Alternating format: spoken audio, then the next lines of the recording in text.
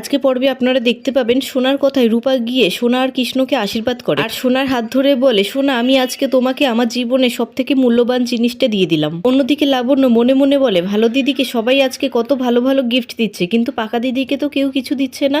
কৃষ্ণ দাদা আমাকে তো একটা চিঠি দিয়েছিল ভালো দিদিকে দেওয়ার জন্য, যাই আমি সেটা নিয়ে এসে ভালো দিদিকে দিয়ে দিই। অন্যদিকে বাড়ি সাজানোর গেটটা রূপার গায়ের উপরে ভেঙে পড়ে, তখনই কৃষ্ণ ছুটে গিয়ে রূপাকে বাঁচিয়ে নেয় আর বলে, রাই তুমি ভালো আছো তো, তুমি ঠিক আছো তো, তোমার কিছু হয়নি তো রাই? তখন সোনা বলে, কৃষ্ণ তুমি রূপাকে ছুটে বাঁচাতে গেলে ঠিক আছে, কিন্তু তুমি এত পাগলের মতন করছো কেন? তখনই সেখানে লাবণ্য এসে বলে, কারণ কৃষ্ণ দাদা তো পাকা দিদিকে আই লাভ ইউ বলে, আর এই চিঠিটা হলো আই লাভ ইউ চিঠি। কৃষ্ণ দাদা এই চিঠিটা পাকা দিদিকে দিতে বলেছিল, আমি দিতে ভুলে গেছিলাম। এই শুনে বাড়ির প্রত্যেকে অবাক হয়ে যায় আর সূর্য বলে, সোনা যা তো গিয়ে চিঠিটা পড়তো, ওই চিঠিটা কি লেখা আছে দেখতো। তখন সোনা গিয়ে চিঠিটা পড়ে, দেখে ওতে লেখা আছে, আই লাভ ইউ রাই। আমি যেদিন তোমাকে মায়াপুরে প্রথম দেখেছিলাম সেদিনই আমি তোমাকে ভালোবেসে ফেলেছিলাম, তোমাকে ছাড়া আমি আর অন্য কোনো কাউকে ভালোবাসতে পারবো না। তুমি হলে রাই আর আমি হলাম কৃষ্ণ, আমাদেরকে কেউ কোনোদিনও আলাদা করতে পারবে না। তখন দীপা বলে, রূপা এসব কি, তুই বলিসনি কেন কৃষ্ণ তোকে ভালোবাসে? অন্যদিকে সোনা চিঠিটা পড়ে রূপাকে গিয়ে চড় মারতে থাকে। তখন দীপা আটকাতে যায় আর সূর্য দীপার হাত ধরে দীপাকে আটকে দেয়। তখন সূর্য বলে, ডাক্তারবাবু আমাকে ছাড়ুন, সোনা তো মেয়েটাকে মেরে যাচ্ছে। তখন জয় রেগে গিয়ে বলে, মেয়ে কার মেয়ে? তুমি ওই মেয়েকে মারার কথা দেখছো, আর ও যে সোনার জীবনটা নষ্ট করে দিল সেটা তুমি দেখছো না?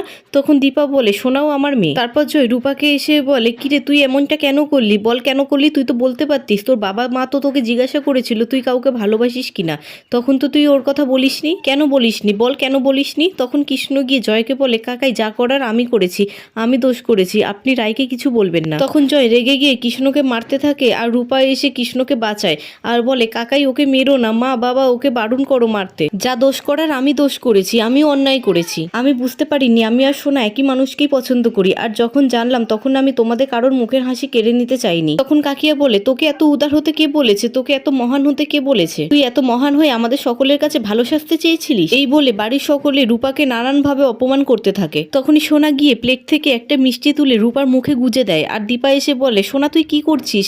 রূপা মা তুই ঠিক আছিস তো? তখন সোনা রেগে গিয়ে বলে, মা আমি তোমাকে একেবারে ঠিক চিনেছিলাম, তুমি ছোটবেলা থেকে সারাক্ষণ রূপা রূপা করে আমাকে একেবারে বাঁচতে দাওনি, এখন আপনি এটা কি বলবেন মিসেস দীপা সেনগুপ্ত? তখন দীপা খুব অবাক হয়ে যায় আর বলে, সোনা মা তুই একটু বোঝার চেষ্টা কর, রূপা ছোট, ও বুঝতে পারেনি, ও তোর জন্য ভালোবাসা স্যাক্রিফাইস করতে গেছিল। তখন জয় রেগে গিয়ে বলে, রূপা তুই আজকে যা করলি এরপর তুই এই বাড়িতে থাকার আর যোগ্য নস। তখন দীপা বলে, জয় তুমি কি কথা বলছো? রূপা এই বাড়ির মেয়ে, রূপা এই বাড়ি ছেড়ে কোথাও যাবে না, আমি যতদিন এই বাড়িতে থাকবো রূপাও এই বাড়িতেই থাকবে। তখন সূর্য বলে, ওর এই বাড়িতে থাকার সম্পূর্ণ অধিকার আছে, ও এই বাড়িতেই থাকবে, কিন্তু আমি ওর সাথে কোনো সম্পর্ক রাখবো না।